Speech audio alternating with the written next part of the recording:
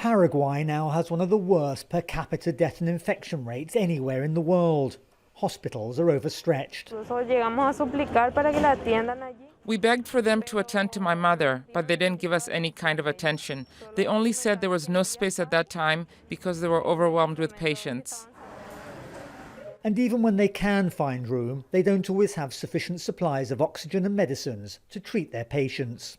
No se hace un rechazo directo de los pacientes. Patients are not directly turned away, but when they arrive, we explain to them that there is no longer enough oxygen, so they cannot be given the care they deserve. And yes, unfortunately, for 2 weeks now, patients have been turned away. Less than 7% of Paraguay's 7.5 million population have been vaccinated. And until more are treated, experts fear the infection rates are only likely to keep rising.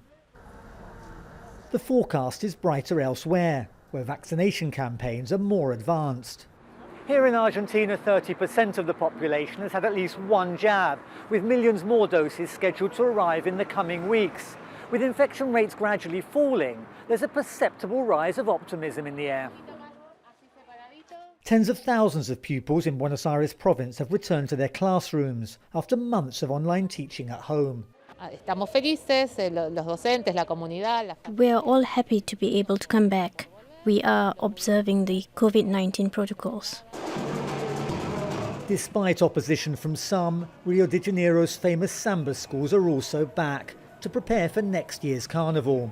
Brazil's COVID crisis is still far from under control, but after more than a year of inactivity, during which the 2021 carnival was cancelled, many are relieved to be active again, despite the risks. I'm very happy to be back with the band after such a long time, after a year of being separated, a year without playing the drums. Now I'm the happiest and most fulfilled person in the world.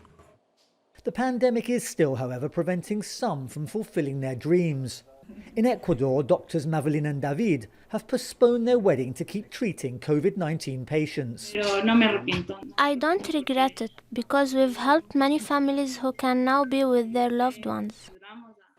Both have themselves recovered from the virus and say they'll beat it again, with the whole country watching and waiting to see when they'll finally get married. Schweimler, Jazeera, Buenos Aires.